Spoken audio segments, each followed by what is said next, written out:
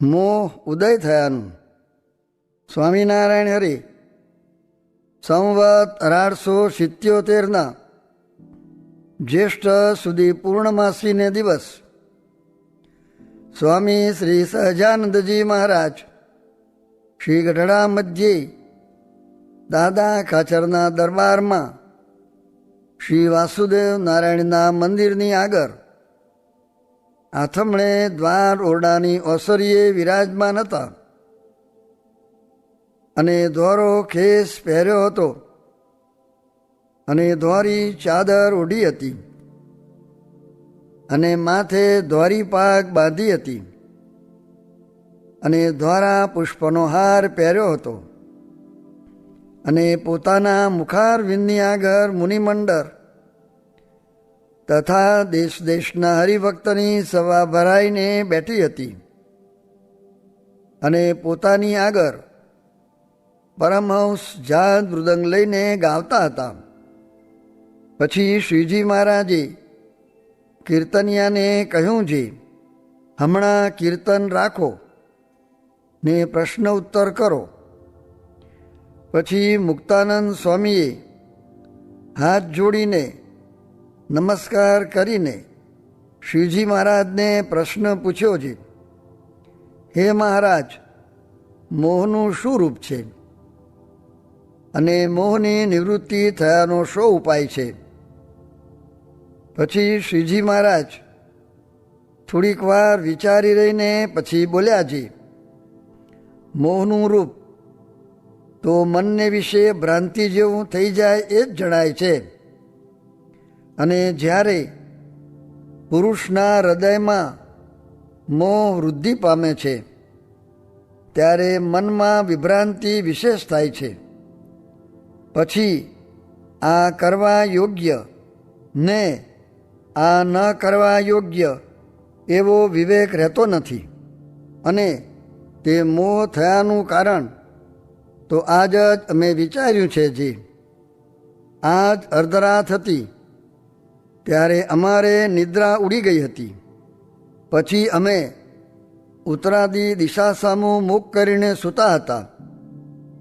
પછી ધ્રુવનો તારો દીઠો ત્યારે એમ વિચાર થયો છે, આ તો ઉત્તર ધ્રુવ છે, પણ શાસ્ત્રમાં દક્ષિણ ધ્રુવ કયો છે તે ક્યાં હશે? પછી અમે દક્ષિણ ધ્રુવ જોયો ત્યારે તે પણ દીઠો.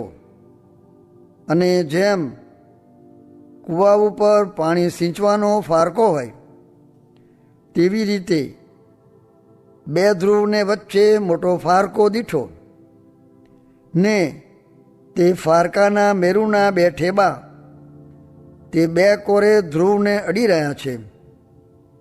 જેમ લાકડાના સ્તંભ હોય ને તેમાં લોઢાની આરો ખૂંટીને રહી હોય તેમ છે. અને તે ફારકા ઉપર જેમ સૂતરની ફેલ વીંટી હોય અને તે ફારકા સંગાથે જેમ પિત્તરની ફૂદડીઓ જડી હોય તેમ સર્વે તારા ને દેવતા ને નવગ્રહાદિક તેના જે સ્થાનક તે ફારકાને આશરીને રહ્યા છે તે સર્વેને જોયા. અને પછી સૂર્ય અને ચંદ્ર તેનો ઉદય અને અસ્ત તે એક જ ઠેકાણેથી થાય છે તે પણ જોયો. પછી અંતરદ્રષ્ટિએ કરીને જોયું ત્યારે જેટલું ધ્રુવ આદિક બ્રહ્માંડમાં છે તેટલું સર્વે પિંડમાં પણ દીઠું. પછી આ દેહને વિશે જે ક્ષેત્રજ્ઞ છે તેને પણ દીઠો. પછી તે ક્ષેત્રજ્ઞમાં પુરુષોત્તમ ભગવાન રહ્યા છે તેને પણ દીઠા. તે ભગવાનને જોઈને ભગવાનના સ્વરૂપને વિશે અતિશય વૃત્તિ જોડાઈ ગઈ. પછી સમાધિમાંથી કોઈ પ્રકારે નીકળાયું નહીં. પછી તો કોઈક ભક્તજને આવીને અમારી સ્તુતિ બહુ કરી. તેની દયાએ કરીને અમારે પાછું દેહમાં અવાયું. પછી અમારા હૃદયમાં વિચાર થયો છે, અમારે જે સમાધિમાંથી નિસરાયું તે તો દયાએ કરીને નિસરાયું, પણ બીજાને સમાધિમાંથી નિસરાતું હશે તેનું શું કારણ હશે? પછી અમને એમ જણાવ્યું છે એને કાંઈક વિષયમાં આસક્તિ રહે છે, તેણે કરીને પાછું નીકળાય છે. અને મોહનું જે કારણ તે પણ પંચ વિષય જ છે. તે વિષય પણ ઉત્તમ, મધ્યમ અને કનિષ્ઠ એ 3 પ્રકારના છે. તેમાં જ્યારે ઉત્તમ વિષયની પ્રાપ્તિ થાય અને તેમાંથી કોઈ અંતરાય કરનારો આવે ત્યારે તે ઉપર ક્રોધ થાય, પછી ક્રોધ થકી મોહ થાય છે. અને સામાન્યપણે તો શ્રોત્રને ને શબ્દને સદા સંબંધ છે, અને ત્વચાને ને સ્પર્શને સદા સંબંધ છે. એવી રીતે પંચ જ્ઞાનેન્દ્રિયોને પંચ વિષયનો સંબંધ છે. માટે જે પદાર્થને સામાન્યપણે જોયું હોય ને તે પદાર્થમાંથી વૃત્તિને તોડીને ભગવાનના સ્વરૂપમાં રાખવી હોય તો તેમાં કાંઈ દાખલો પડે નહીં. સહજે જ તે રૂપ વિષયમાંથી વૃત્તિ તૂટીને ભગવાનના સ્વરૂપમાં રહે. અને જો સ્ત્રી આદિકનું અતિશય રમણીય રૂપ દીઠામાં આવી ગયું હોય ને તેમાં વૃત્તિ જુરાણી હોય, અને પછી જો ભગવાનના સ્વરૂપમાં વૃત્તિ રાખવા જાય તો રહે નહીં, અને ચિત્ત પણ એક ઠેકાણે રહે નહીં. માટે જ્યાં સુધી રમણીય પંચ વિષયમાં ચિત્ત લોભાય છે ત્યાં સુધી મોહ ટરે નહીં. અને જ્યારે એને ગમતો વિષય હોય ને તેમાં ચિત્ત તણાતું હોય ને સંત તથા ગુરુ તથા પોતાના ઈષ્ટદેવ જે ભગવાન તે જો નિષેધ કરે તો તે ઉપર રીસ ચડે અને તેનો દ્રોહ થાય, પણ તેનું વચન મનાય નહીં. એવું જેના અંતરમાં વર્તતું હોય તેને મોહ કહીએ. તે ભગવાને ગીતામાં કહ્યું છે જે ધ્યાયતો વિષયાન પુંસઃ સંગસ્તેષુપજાયતે સંગાત સંજાયતે કામઃ કામાત ક્રોધોપી જાયતે ક્રોધાત ભવતિ सम्मोहः सम्मोहात् श्रुतिविभ्रमः શ્રુતિભ્રંશાત બુદ્ધિનાશો બુદ્ધિનાશાત પ્રણશ્યતિ. માટે આ વચન જે શ્રી કૃષ્ણ ભગવાને કહ્યા છે તે પરમ સિદ્ધાંત છે. જે જ્યારે શબ્દાદિક કોઈ વિષયમાં ચિત્ત લોભાયું ત્યારે ગમે તેવો બુદ્ધિવાન હોય પણ તેની બુદ્ધિનું કંઈ ઠેકાણું રહે નહીં અને પશુ જેવો થઈ જાય છે. માટે મોહને ઉદય થયાનું કારણ તે વિષયમાં આસક્તિ તે જ છે. અને જેને એ વિષયમાંથી ચિત્તને ઉખેડવું હોય તેને પ્રથમ તો આત્મનિષ્ઠા અતિ દ્રઢ કરી રાખવી છે. હું આત્મા છું, પણ દેહ તે હું નહીં. એક તો એ વિચાર દ્રઢ કરવો, અને બીજું જે પ્રકારે જગતની ઉત્પત્તિ સ્થિતિ ને પ્રલય થાય છે તે વાર્તા પણ સારી પેઠે સમજવી.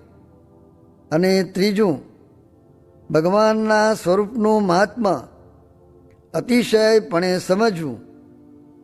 તે એમ વિચારવું જે પંચ વિષય છે તે તો ભગવાનના કર્યા થયા છે. માટે ભગવાનમાં તો એથી અતિ જાજુ સુખ છે.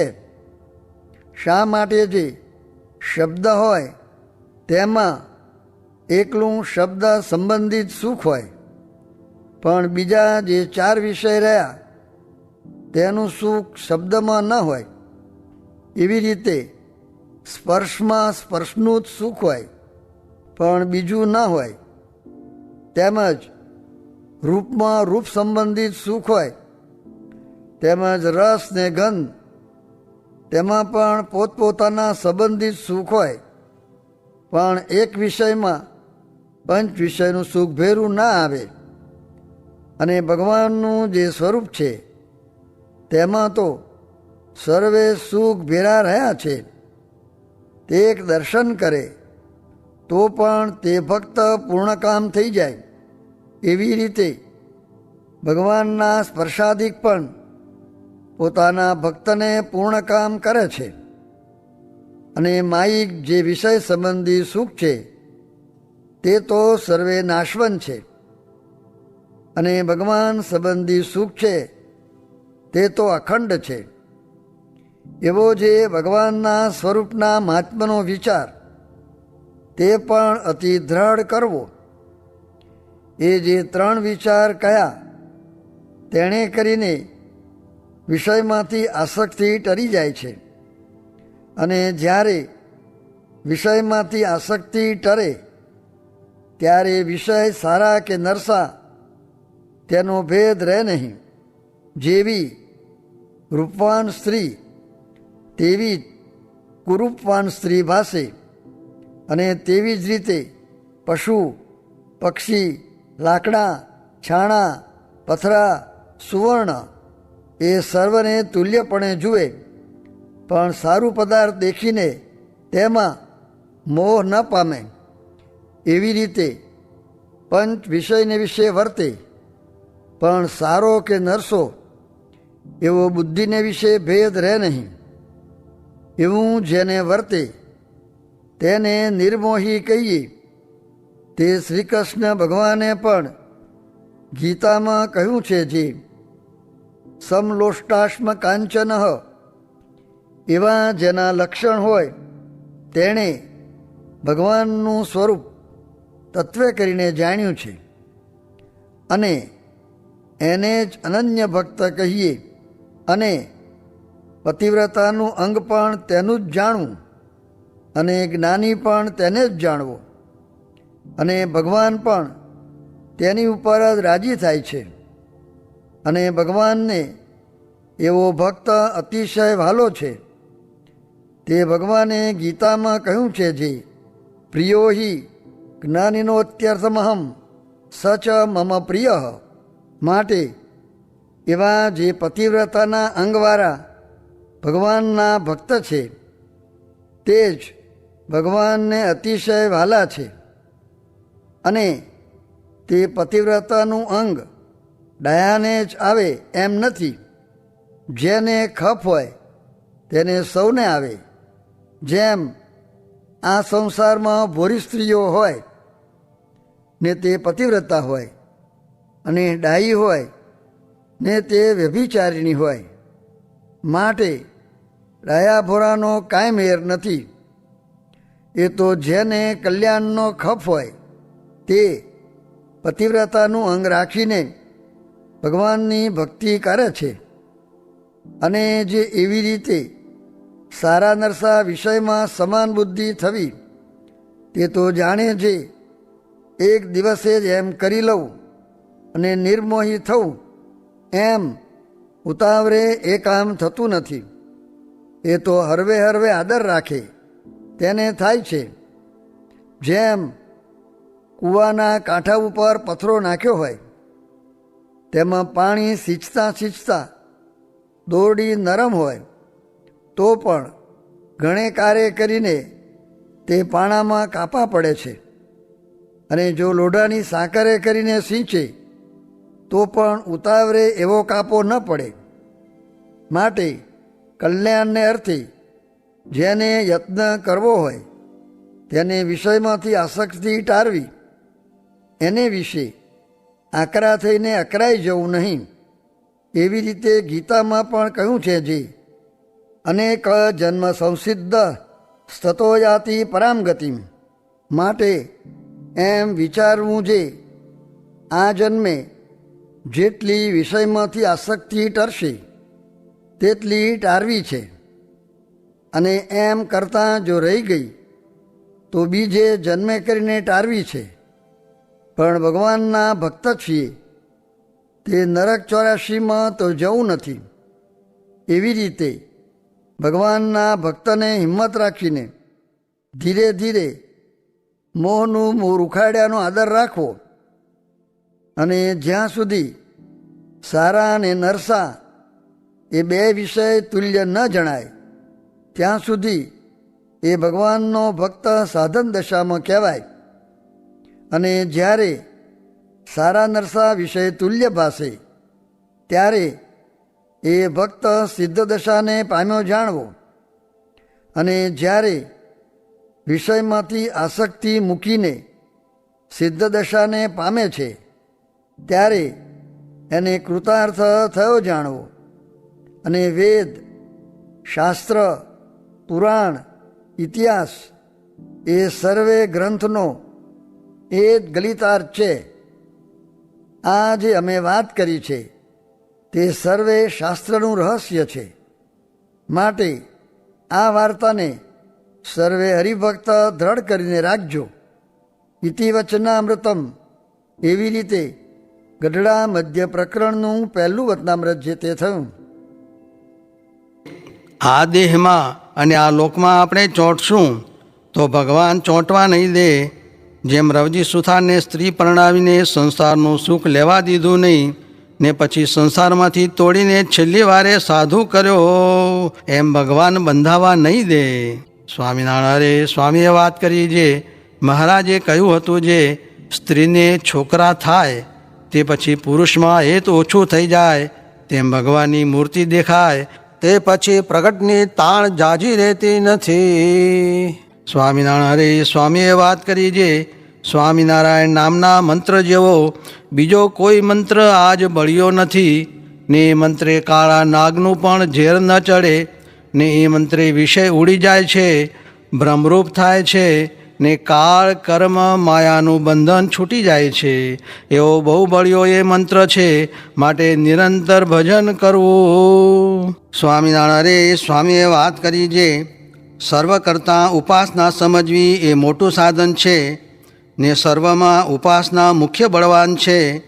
તે સર્વોપરી ને સર્વ અવતારના અવતારી ને સર્વ કારણના કારણ મહારાજને સમજવા. એક તો એ સમજવાનું છે અને બીજું ભગવાનનું સ્વરૂપ સર્વ પ્રકારે નિર્દોષ સમજવું. તે સ્વરૂપ નિર્ણયમાં કહ્યું છે એવી રીતે ભગવાનનું સ્વરૂપ સમજવું. તે બે વાત મુખ્યપણે અવશ્ય સમજવાની છે. બાકી ભગવાનનો મહિમા સમજવો તે તો સર્વમાં મુખ્ય છે, પણ મહિમા તો ઉપાસના તથા સ્વરૂપ સમજવામાં આવી જાય છે ને મહિમા વતે સર્વ સાધન થાય છે ને મહિમા સર્વ કરતાં બળવાન છે. તે શ્રીજી મહારાજે વચનામૃતમાં કહ્યું છે એમ સમજીને પોતાને બ્રહ્મરૂપ માનીને સ્મૃતિ રાખવી એ કરવાનું છે. ને ઉપાસનાની વ્યક્તિ જેવા મહારાજને સમજે તેઓ પોતે થાય. મહારાજને શ્રી કૃષ્ણ જેવા સમજે તો ગોલોકને પામે, ને રામચંદ્રજી જેવા સમજે તો વૈકુંઠને પામે, ને વાસુદેવ જેવા જાણે તો શ્વેતદીપને પામે, ને નરનારાયણ જેવા જાણે તો બદ્રિકાશ્રમને પામે. તે જેવા જાણે તેવો થાય ને તેટલું ઐશ્વર્ય ને તેટલા સામર્થ્યને પામે. ને મહારાજને સર્વ અવતારના અવતારી ને અક્ષરધામના પતિ સમજે તો અક્ષરધામને પામે. તે મહારાજે વચનામૃતમાં કહ્યું છે જેવા ભગવાનને સમજે તેઓ પોતે થાય છે ને ભગવાન તો અપારને અપાર રહે છે. માટે ઉપાસના ચોખ્ખી સમજવી એ મુખ્ય સાધન છે. સ્વામિનારાયણ સ્વામીએ વાત કરી જે વરતાલમાં આંબા હેઠે 4 પાટીદારે મહારાજને કહ્યું છે મહારાજ તમારા ચરણારવિંદ સામું જોઈએ છીએ તો તમે પુરુષોત્તમ જણાવો છો, ને તમારા શરીર સામું જોઈએ છીએ તો તમે મનુષ્ય જેવા જણાવો છો. ત્યારે મહારાજે કહ્યું છે વૈરાટ બ્રહ્મા છે તેણે તેના 50 વર્ષ ને 1.5 દિવસ ચડ્યો ત્યાં સુધી આ ચરણારવિંદની સ્તુતિ કરી.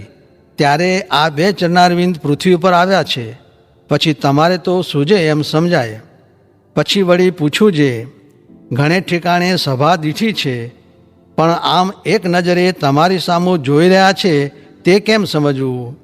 ત્યારે મહારાજ બોલ્યા છે હું સદગુરુ રૂપી સૂર્ય પ્રગટ થયો છું ને આ સર્વે કમળ ખીલ્યા છે તે મારા સામું જોઈ રહ્યા છે. પછી તે સત્સંગ કરીને પોતાને ઘેર ગયા. એ મુમુક્ષુના લક્ષણ છે. સ્વામિનારાયણ હરે સ્વામીએ વાત કરી છે, ખરેખરી ભગવાનની ઉપાસના થઈ હોય તેને કોક નર્કના કુંડમાં નાખે તો ત્યાં પણ આનંદ રહે. કેમ છે? જુઓ ને, આ દેહ છે તે પણ નર્કનો કુંડ જ છે, તો પણ જીવ તેમાં ચોંટ્યો છે.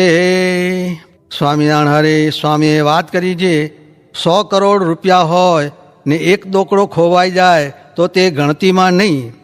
તેમ ભગવાનનો મહિમા સમજાય તેને કોઈ વાતની ગણતી ન રહે.